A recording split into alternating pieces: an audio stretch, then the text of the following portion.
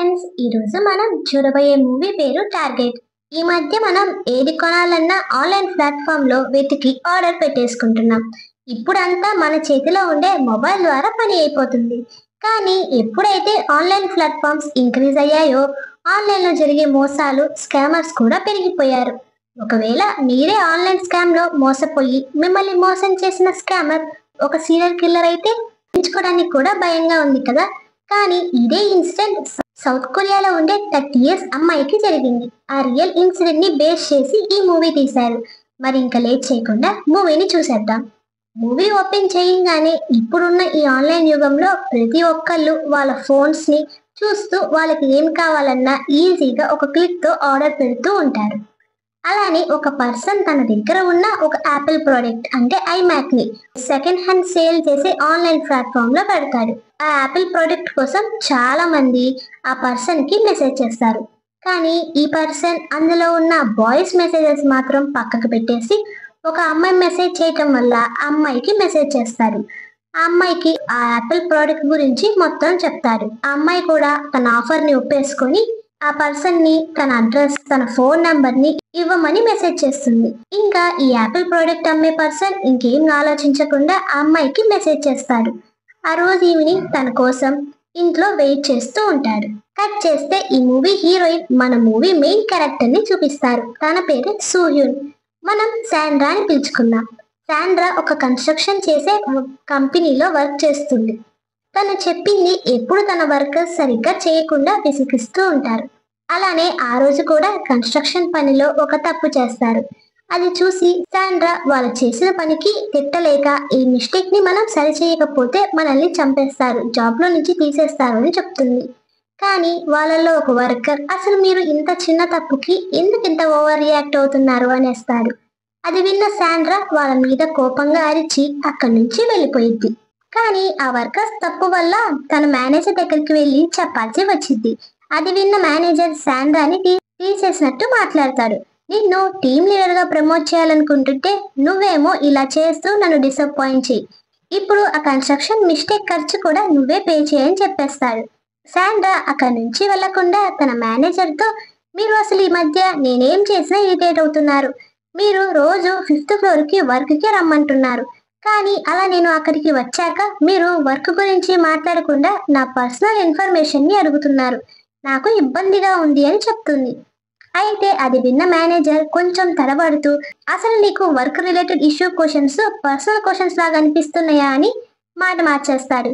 ఇంకా శాండ్రా తన మేనేజర్ కాబట్టి ఇంకేం మాట్లాడలేక అక్కడి నుంచి వెళ్ళిపోయింది. నెక్స్ట్ సీన్ లో శాండ్రా తన ఫ్రెండ్ తో కలిసి కాఫీ షాప్ కి వెళ్తారు. అక్కడ కాఫీ కొనుక్కొని వాళ్ళ మేనేజర్ ని తిడుతూ ఇద్దరు మాట్లాడుకుంటూ కార్లో ఇంటికి వెళ్తూ ఉంటారు. అప్పుడే శాండ్రా తన ఫ్రెండ్ తో మాట్లాడుతూ, నేను కొత్త ఇంటికి మారిన తర్వాత నా వాషింగ్ మిషన్ పాడైపోయింది. రిపేర్ చేయించుదామని వర్కర్ ని పిలిస్తే $370 అవుతాయి అన్నాడు.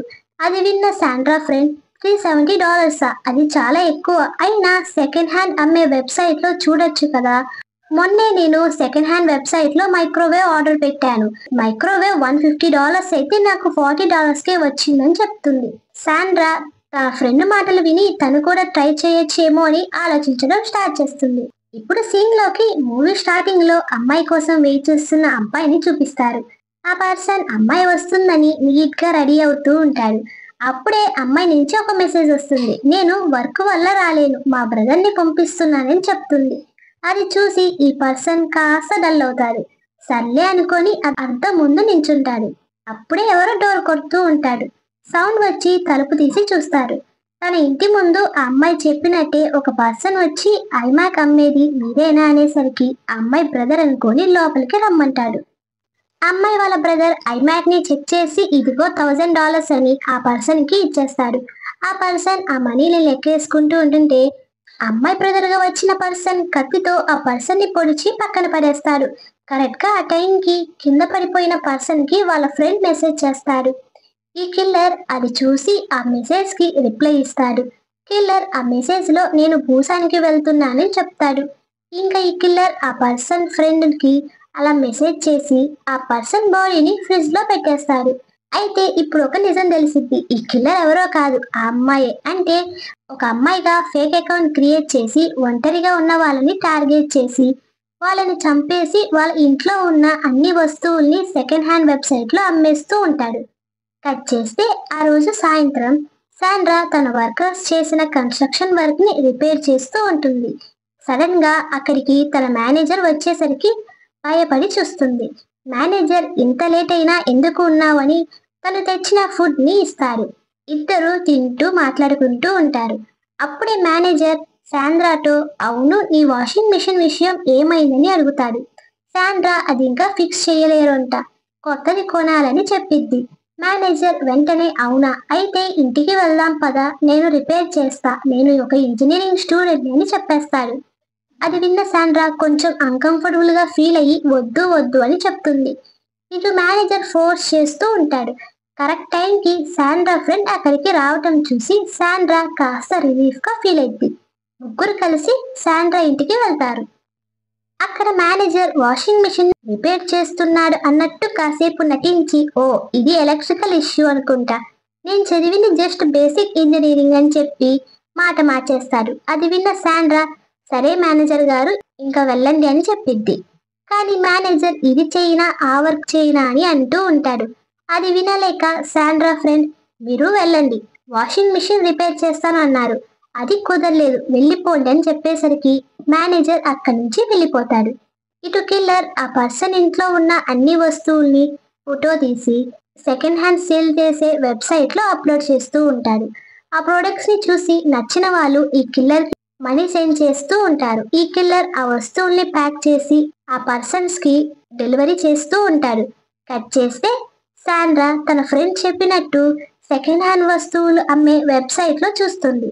అందులో ఒక సెల్లర్ మంచి ప్రైస్ కి వాషింగ్ మిషన్ ని అమ్ముతారు.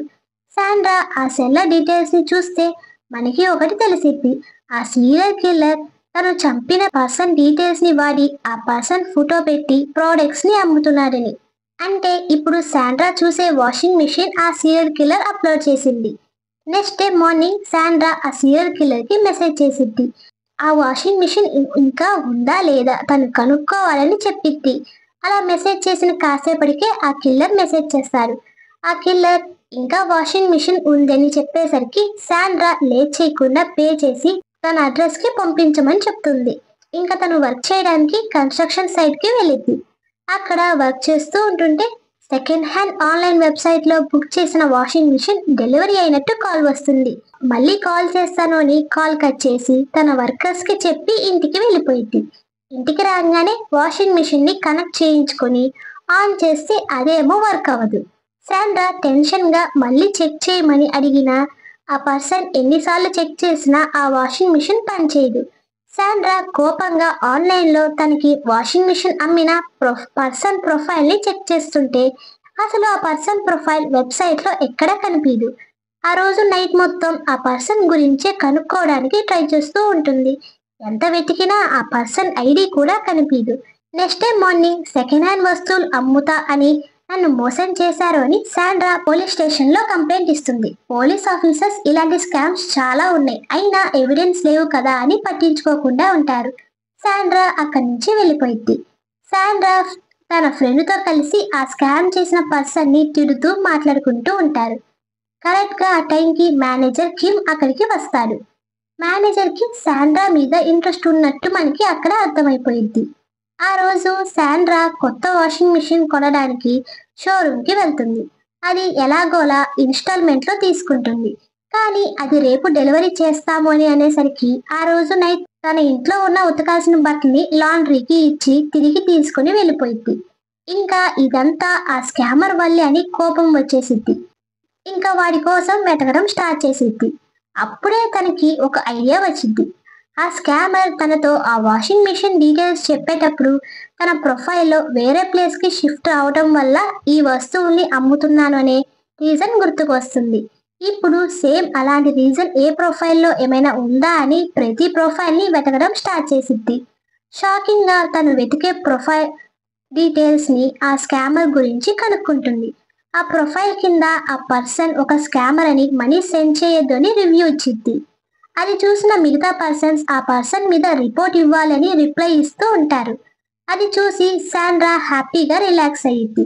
కానీ అప్పుడే ఆ స్కామర్ నుంచి ఒక వార్నింగ్ మెసేజ్ వస్తుంది. అది చూసిన శాండ్రా అంత పట్టించుకోకుండా ఆ స్కామర్ కి ధీటుగానే రిప్లై ఇస్తూ ఉంటుంది. కానీ ఇక్కడ శాండ్రాకి తెలియని విషయం ఒకటి ఉంది. ఆ పర్సన్ జస్ట్ స్కామరే కాదు, ఒక సీరియల్ కిల్లర్ కూడా. అది తెలియని శాండ్రా ఆ స్కామర్ తో ర్యాష్ గా మాట్లాడుతుంది. ఎప్పుడైతే శాండ్రా ఈ ఇన్ఫర్మేషన్ పోలీసులకి ఇచ్చి రిపోర్ట్ చేస్తాను అన్నదో ఆ స్కామర్ రిప్లై ఇవ్వటం ఆపేస్తాడు. శాండ్రా అది చూసి భయపడ్డాడేమనుకొని రిలాక్స్ అయిపోయింది. కానీ ఇటుపక్క ఆ స్కామర్ శాండ్రా డీటెయిల్స్ ని మొత్తం కనుక్కుంటూ ఉంటాడు. నెక్స్ట్ డే శాండ్రా ఎప్పట్లాగే ఆఫీస్కి వెళ్ళిద్ది. మళ్ళీ ఎప్పట్లాగే మేనేజర్ దగ్గర మాటలు. అప్పుడే మేనేజర్ నోటి నుంచి నిన్న ఆ స్కామర్ ఎలా మాట్లాడాడో అలానే మేనేజర్ మాట్లాడుతున్నాడని విని శాండ్రాకి మేనేజర్ మీద డౌట్ స్టార్ట్ అయ్యిద్ది. శాండ్రా తన టేబుల్ దగ్గరకు వెళ్ళి దాని గురించి ఆలోచిస్తూ ఉంటుంది. కట్ చేస్తే శాండ్రా తన ఫ్రెండ్తో లంచ్ చేస్తూ ఉంటుంది. అప్పుడే శాండ్రాకి ఫోన్ కాల్స్ మీద ఫోన్ కాల్స్ రావటం స్టార్ట్ అవుతాయి. ప్రతి ఒక్కళ్ళు ఫ్రీ షేరింగ్ అని అంటూ ఉంటారు. శాండ్రా అసలు ఫ్రీ షేరింగ్ ఏదని ఒక పర్సన్ ఫోన్ కాల్ ఎత్తి మాట్లాడుతుంది. ఆ పర్సన్ మీరే కదా మీ పోస్ట్లో వాషింగ్ మిషన్ ని ఫ్రీగా షేర్ చేసుకోవచ్చు అన్నారు అని ఒక పర్సన్ కాల్లో చెప్తాడు. కరెక్ట్గా అప్పుడే ఒక నెంబర్ నుంచి కాల్ వస్తుంది. ఆ కాల్ ని శాండ్రా ఇగ్నోర్ చేస్తూనే ఉంటుంది. కానీ కాసేపటికి ఒక మెసేజ్ వస్తుంది. నువ్వు ఆ కాల్ ని యాక్సెప్ట్ చేయాలని అనే వార్నింగ్ మెసేజ్ వస్తుంది. అది చూసి ఆ కాల్ ని యాక్సెప్ట్ చేసింది. తన ప్రొఫైల్లో మెసేజ్ చేస్తున్న అందరికీ ఫ్రీ షేరింగ్ కంప్లీట్ అయిపోయిందని కామెంట్ చేసేస్తుంది. ఆ నైట్ అంటే నిద్రపోయింది. కానీ సడన్ గా తన రూమ్ కి ఫుడ్ ఆర్డర్స్ వస్తూనే ఉంటాయి. అది చూసి ఇది కూడా స్కామరే చేశాడు అని అర్థమైంది. నెక్స్ట్ డే తన ఫ్లాట్ ముందు అది ఒక ప్రాంక్ కాల్ అని, పోలీసులు ఇన్వెస్టిగేషన్ చేస్తున్నారని ఒక పేపర్ మీద రాసి తన డోర్ కి అంటించి పోలీస్ స్టేషన్ కి వచ్చింది. అక్కడ ఉన్న డిటెక్టివ్స్ కి కంప్లైంట్ ఇచ్చింది. కానీ వాళ్ళలో ఒక డిటెక్టివ్ వాడు అంటే చేస్తారు, ఇలాంటివి ఎప్పుడు జరిగేవే, కాబట్టి అడ్రస్ చేంజ్ చేయండి సరిపోయిద్దని క్యాజువల్ గా చెప్పేస్తాడు. అది విన్న శాండ్రా కోపంగా అక్కడి నుంచి వెళ్ళిపోయింది. డిటెక్టివ్ నా మాత్రం శాండ్రా కేసుని సీరియస్ గా తీసుకుంటాడు. డిటెక్టివ్ జూ నువ్వు కాదు ఈ కేసు చూడాల్సింది నేను అని ఆ అమ్మాయికి మెసేజ్ చేసిన నెంబర్ ని ట్రాక్ చేసి లొకేషన్ పంపమని చెప్తాడు. ఎప్పుడైతే డిటెక్టివ్ జూకి ఆ లొకేషన్ దొరికిందో ఆ అపార్ట్మెంట్ హెడ్ మాట్లాడడానికి ఆ లొకేషన్ కి వెళ్తాడు. ఇప్పుడు మనకి ఆ లొకేషన్ ఎవరిదో అర్థమైంది. ఆ లొకేషన్ కూడా ఎవరిదో కాదు, మూవీ స్టార్టింగ్ లో ఆ కిల్లర్ చంపిన అబ్బాయి ఇంటి లొకేషన్. ఆ కిల్లర్ కూడా ఇప్పుడు దాకా ఆ లొకేషన్ లోనే ఉంటాడు. కానీ డిటెక్టివ్ జూ దగ్గర స్ట్రాంగ్ ఎవిడెన్స్ లేకపోయేసరికి ఆ ఇంటిని సెట్ చేయడానికి ఛాన్స్ లేదు. డిటెక్టివ్ నాకి కాల్ చేసి ఈ పర్సన్ నెంబర్ ద్వారా కాల్ హిస్టరీ మెసేజెస్ అన్నిటినీ తెప్పించమంటాడు. ఇటు శాండ్రా తన రూమ్ కి వెళ్తే ఇంట్లో ఎవరో వచ్చి వెళ్ళినట్టు అనిపించి డిటెక్టివ్ జూకి కాల్ చేస్తుంది. డిటెక్టివ్ జూ శాండ్రా దగ్గరికి వస్తాడు. ఇద్దరు కలిసి సీసీటీవీ ఫుటేజ్ ని చూస్తుంది. కానీ శాండ్రా వాళ్ళ ఇంటి ముందు కెమెరా లేకపోయేసరికి అక్కడ ఫుటేజ్ మాత్రం ఏమీ ఉండదు. అప్పుడే ఒక ఫుడ్ డెలివరీ బాయ్ శాండ్రా ఉండే ఫ్లాట్ అడ్రస్ కి ఫుడ్ ఇవ్వటానికి వస్తాడు. అది చూసి శాండ్రా డిటెక్టివ్ చూడండి ఇప్పుడైనా ఏదో ఒకటి చెయ్యండి అని అడుగుతుంది. కానీ మేము ఫుడ్ హోటల్స్ కాల్ చేసి చెప్తామని చెప్పేసి శాండ్రాని అక్కడి నుంచి పంపించేస్తాడు. అలా శాండ్రా అలా వెళ్ళంగానే ఇంకో ఫుడ్ డెలివరీ వస్తుంది. అది చూసిన డిటెక్టివ్ ఇది ఏదో సీరియస్ కేసు ఏమో అని అనుకుంటాడు. ఇటు శాండ్రా తన ఫోన్ నెంబర్ ని చేంజ్ చేసిద్ది. ఆ రోజు నైట్ శాండ్రా తన ఫ్రెండ్ తో మాట్లాడుతూ ఇక్కడికి వచ్చి 2 వీక్స్ అయ్యింది, ఇప్పుడు ఈ స్కామర్ వల్ల మళ్ళీ మారాల్సి వస్తుంది అని తన ఫ్రెండ్ కి చెప్పిద్ది. ఇద్దరు మాట్లాడుకుంటూ కొంచెం టైం ని గడిపేస్తారు. కాసేపు తర్వాత శాండ్రా ఫ్రెండ్ లేట్ అయిందని తిరిగి తన ఇంటికి వెళ్ళిపోయింది. శాండ్రా తిరిగి తన ఫ్లాట్ కి వెళ్ళిద్ది. అప్పుడే తనని ఎవరో ఒక పర్సన్ చూస్తున్నట్టు చూపిస్తారు. Next day morning Sandra door తీసి బయటికి వస్తుంటే ఒక పర్సన్ తన ఇంటి ముందు నించుంటాడు. ఆ పర్సన్ ని అలా చూసిన శాండ్రా ఎవరు అని అడుగుతుంది. ఆ పర్సన్ సీసీటీవీ కెమెరాని ఫిక్స్ చేయమన్నారు, అందుకే ఫిక్స్ చేస్తున్నా అని చెప్తాడు. అది ఫిక్స్ చేసి అక్కడి నుంచి వెళ్ళిపోతాడు. శాండ్రా తన వర్కర్స్ కోసం డ్రింక్స్ తీసుకొని వెళ్ళి డ్రింక్స్ ఇస్తూ నవ్వుతూ మాట్లాడుతుంది. కరెక్ట్ గా అప్పుడే వాళ్ళ మదర్ మెసేజ్ చేస్తున్నట్టు ఎవరో ఒక పర్సన్ శాండ్రాకి మెసేజ్ చేస్తాడు. ఆ చాట్ లో ఆ స్కామర్ $10,000 అడుగుతాడు. శాండ్రా సరే అని మనీ కొట్టబోతుంటే ఎందుకో డౌట్ వచ్చి ఆ నెంబర్ కి కాల్ చేసిద్ది. అసలు ఆ నెంబర్ కనెక్ట్ అవ్వదు. శాండ్రా ఇంకా డౌట్ తో నాన్న ఏం చేస్తున్నాడని ఆ పర్సన్ కి మెసేజ్ చేస్తే ఆ పర్సన్ నాన్న పనికి వెళ్ళాడు అని చెప్తాడు. ఇంకా శాండ్రా చనిపోయిన మా నాన్న ఎలా వర్క్ కి వెళ్ళాడు, ఎవరు నువ్వు, ఆ స్కామరే కదా అని మెసేజ్ చేస్తుంది. ఆ స్కామర్ మర్చిపోయా, మీ అమ్మతో మాట్లాడుతూ బిజీగా ఉన్నానని వార్నింగ్ ఇస్తారు. ఆ రోజు నైట్ మొత్తం ఆ స్కామర్ గురించి ఆలోచిస్తూ ఉంటుంది. సడన్ గా ఎవరో తన డోర్ లాక్ ని ఓపెన్ చేస్తున్నట్టు సౌండ్ వస్తుంది. దగ్గరికి వెళ్ళి చూస్తే ఒక పర్సన్ కనిపిస్తాడు. ఆ పర్సన్ మీ బాయ్ ఫ్రెండ్ చెప్పాడు ఈ రోజు రాత్రి నేను నీ బాయ్ ఫ్రెండ్ అవ్వచ్చు అని, అందుకే వచ్చాను అని చెప్తాడు. శాండ్రా భయంతో వెళ్ళకపోతే పోలీసులకి కాల్ చేస్తా అంటూ వణికిపోతూ ఉంటుంది. డోర్ సెకండ్ లాక్ చేయడం వల్ల డోర్ ఓపెన్ అవ్వకుండా ఉండటం వల్ల ఆ పర్సన్ ఓపెన్ చేయమని కోలగోల్ చేసేస్తారు. శాండ్రా వెంటనే పోలీసుకి కాల్ చేసి చెప్పిద్ది. ఆ పర్సన్ అది విని అక్కడి నుంచి వెళ్ళిపోతాడు. సడన్ గా ఆ స్కామర్ నుంచి శాండ్రాకి మెసేజ్ వచ్చిద్ది. 5 నిమిషాల్లో 5 లక్షలు నాకు పంపించకపోతే ఇంకా ఇంటికి వస్తూనే ఉంటారు అని వార్నింగ్ ఇచ్చేస్తారు. శాండ్రా 5 మినిట్స్ టైం ని చూస్తూనే ఉంటుంది. సడన్ గా ఇంకో పర్సన్ అదే రీజన్ తో వచ్చి డోర్ ఓపెన్ చేయమని కాల్ చేస్తాడు. కానీ శాండ్రా అస్సలు మనీ సెండ్ చేయదు. కరెక్ట్ టైంకి డిటెక్టివ్ జూ వచ్చి ఆ పర్సన్ ని కొట్టి శాండ్రాకి హెల్ప్ చేస్తారు. శాండ్రా భయంతో కూర్చొని ఉంటుంది. ఇటుపక్క డిటెక్టివ్స్ శాండ్రా ఇంటి బయట దొరికిన పర్సన్ ని క్వశ్చన్స్ అడుగుతూ ఉంటారు. ఆ పర్సన్ సెకండ్ హ్యాండ్ ప్రోడక్ట్ కొనడానికి చూస్తున్నప్పుడు ఒక పర్సన్ నాకు మెసేజ్ చేశారు. ఆ అమ్మాయికి నైట్ పార్ట్నర్ కావాలని. ఫస్ట్ నేను ఫేక్ అని నమ్మలేదు, కానీ వాళ్ళు ఐడి పెట్టారు. నిజమేమో తెలుసుకోవడానికి తిరిగి మెసేజ్ చేశాను. అప్పుడే అమ్మాయి బాయ్ ఫ్రెండ్ చెప్పాడు తన గర్ల్ ఫ్రెండ్ కి నైట్ పార్ట్నర్ కావాలని, ఒంటరిగా ఉంటుందన్నాడు. తనే ఆ అమ్మాయి అడ్రస్ ఇచ్చి అమ్మాయి ఇంటి పాస్వర్డ్ ని కూడా అని ఆ పర్సన్ నవ్వుతూ చెప్తాడు. అది చూసిన డిటెక్టివ్ కి కోపం వచ్చి ఆ పర్సన్ ని కొడతాడు. ఆ స్టేషన్ లో ఉన్న మిగతా డిటెక్టివ్స్ ఎలాగోలా డిటెక్టివ్ జూని ఆపి కంట్రోల్ చేసేస్తారు. కట్ చేస్తే ఇటు శాండ్రా ఒంటరిగా తన రూమ్ లో కొనుక్కొని ఉంటే సడన్ గా ఆ స్కామర్ నుంచి మళ్ళీ మెసేజ్ వస్తుంది. ఆ మెసేజ్ చూసి శాండ్రా టెన్షన్ గా ఫీల్ అయింది. ఎందుకంటే ఆ స్కామర్ తన డీటెయిల్స్ ని మొత్తం చెప్తూ ఉంటాడు. అది చూసి కోపంగా దమ్ముంటే ఫేస్ చూపించు అని శాండ్రా మెసేజ్ చేసింది. Next day morning Sandra detective zoo దగ్గరికి వెళ్ళి ఆ పర్సన్ ఇంటికి వెళ్ళి చూద్దామని భయంగా వణుకుతూ చెప్తుంది. అది గమనించిన జూ తన కోసం బయలుదేరతాడు. ఇద్దరు ఎలాగోలా ఆ పర్సన్ ఫ్లాట్ కి వెళ్తారు.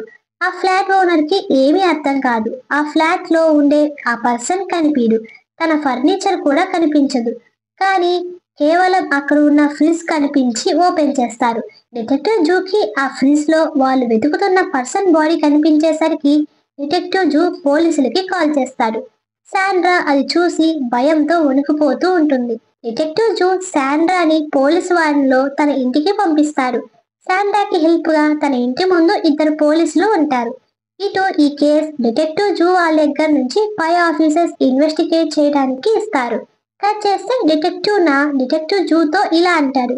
రీసెంట్ గా తన వెబ్సైట్ లో అక్కడ నుంచి వెళ్ళిపోతున్నానని తన వస్తువులన్నీ అమ్మేశాడు.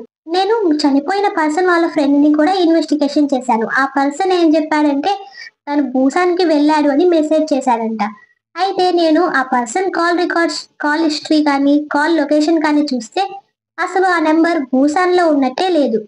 డిటెక్టివ్ జూకి చెప్పేసరికి ఇప్పుడు డిటెక్టివ్ జూకి క్లారిటీ వచ్చింది. అంటే ఆ స్కామర్ వీడిని చంపి ఆ పర్సన్ ఇంట్లో ఉన్న వస్తువుని అమ్మి లాస్ట్ గా ఫ్రీజర్ కొని ఆ పర్సన్ బాడీని ఫ్రీజర్ లో పెట్టేసి వెళ్ళిపోయాడని. కానీ ఇటు ఎవిడెన్స్ లేక పై ఆఫీసర్స్ కి ఏమీ చెప్పరు.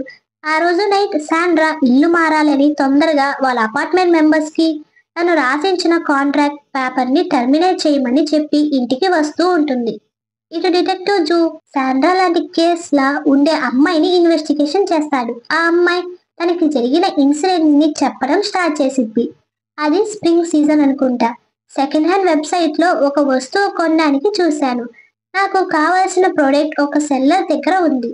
అది చూసి ఆర్డర్ పెట్టాను, కానీ అది డెలివరీ కాలేదు. నేను వేరే వెబ్సైట్లో చూస్తే నన్ను మోసం చేసిన సెల్లర్ అదే అడ్రస్తో తన వస్తువుల్ని అమ్ముతున్నాడు. నాకు కొంచెం తేడాగా కనిపించి ఎక్కువ ఇన్ఫర్మేషన్ కోసం సెర్చ్ చేశాను. నాకు దొరకలేదు. నాకు ఇంకా కోపం వచ్చి ఆ పర్సన్ పోస్ట్ చేసిన ప్రోడక్ట్స్ కింద ఈ పర్సన్ స్కామర్ అని కామెంట్ చేశాను. ఇంకప్పటి నుంచి స్టార్ట్ అయింది. నేను ఆర్డర్స్ పెట్టకుండా ఫుడ్ ఆర్డర్స్ వచ్చేవి. నా సోషల్ మీడియా అకౌంట్స్ నుంచి నన్ను కాంటాక్ట్ అయ్యి భయపెట్టేవాడు. ఇంకప్పటి నుంచి నా ఇంట్లో నా వస్తువులు మిస్ అవడం గమనించాను. సడన్ గా ఒకరోజు మా ఇంటికి వచ్చాడు. ఆ రోజు రాత్రి ఎలాగోలా తప్పించుకున్నానని చెప్పి బాధపడుతూ ఉంటుంది. కట్ చేస్తే ఇటు శాండ్రా ఇంట్లో నుంచి కూడా శాండ్రా వస్తువులు కనిపించకుండా పోవడం శాండ్రాకి అర్థమైంది. ఆ రోజు నైట్ శాండ్రా ఏడుస్తూ నిద్రపోతూ ఉంటుంది. నెక్స్ట్ డే శాండ్రా వర్క్ కోసం బయటికి వెళ్ళిద్ది. పోలీస్ ఆఫీసర్స్ తను వెళ్ళిపోయిందని అక్కడి నుంచి వెళ్ళిపోతారు. కానీ ఎవరో పోలీసులు వెళ్ళిపోవటం గమనించినట్టు చూపిస్తారు. ఇటు కన్స్ట్రక్షన్ సైట్ లో శాండ్రా చెప్పింది తన వర్కర్స్ వినకుండా ఏ పని చేయకుండా నెగ్లెక్ట్ గా మాట్లాడుతూ ఉంటారు. శాండ్రా ఫ్రెండ్ శాండ్రాని ఇంటికి పంపించేస్తుంది. శాండ్రా ఇంటికి వచ్చి డోర్ క్లోజ్ చేస్తుంటే తన మేనేజర్ డోర్ క్లోజ్ అవ్వకుండా ఆపి లోపలికి రావడానికి ట్రై చేస్తాడు. అది చూసిన శాండ్రా భయంగా వెంటనే డోర్ క్లోజ్ చేసిద్ది.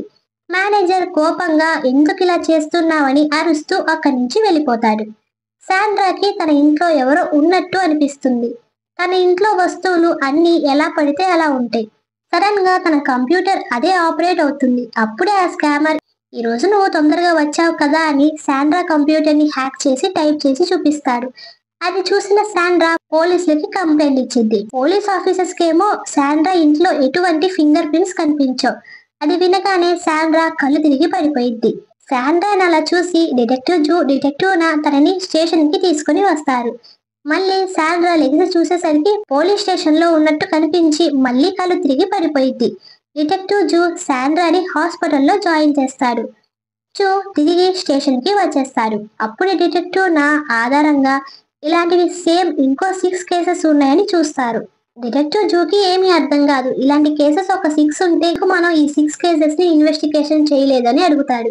అయితే డిటెక్టివ్ నా అంటే మనం ఎవిడెన్స్ లేవు కదా అందుకే చేయలేదు అని చెప్తాడు. నెక్స్ట్ సీన్ లో శాండ్రా హాస్పిటల్ నుంచి డిశ్చార్జ్ అయ్యి వర్క్ చేసే కన్స్ట్రక్షన్ సైట్ కి టాక్సీలో వెళ్తూ ఉంటుంది. సడన్ గా ఆ కిల్లర్ నుంచి మెసేజ్ వస్తుంది. ఆ మెసేజ్ లో ఆ కిల్లర్ నాకు 10 lakhs ఇస్తే ఆపేస్తాను అని అంటాడు. శాండ్రా వెంటనే 10 lakhs ని రెడీ చేసి ఆ కిల్లర్ చెప్పినట్టు ఫోన్ ని స్విచ్ ఆఫ్ చేసి ఒంటరిగా కిల్లర్ చెప్పిన ప్లేస్ కి బయలుదేరిద్ది. ఇది డిటెక్టివ్ జూ శాండ్రాకి ఎన్నిసార్లు కాల్ చేసినా కనెక్ట్ అవ్వకపోయేసరికి హాస్పిటల్కి కాల్ చేస్తాడు. హాస్పిటల్ స్టాఫ్ ఏమో శాండ్రా అక్కడి నుంచి వెళ్ళిపోయిందని చెప్తారు. డిటెక్టివ్ జూ శాండ్రా కోసం శాండ్రా ఉండే ఫ్లాట్ దగ్గరికి వెళ్తాడు. ఇటు పక్క డిటెక్టివ్ నాకి ఆ స్కామర్ ఫోన్ లొకేషన్ డీటెయిల్స్ వాళ్ళ ఆఫీసర్స్ నుంచి దొరుకుతాయి.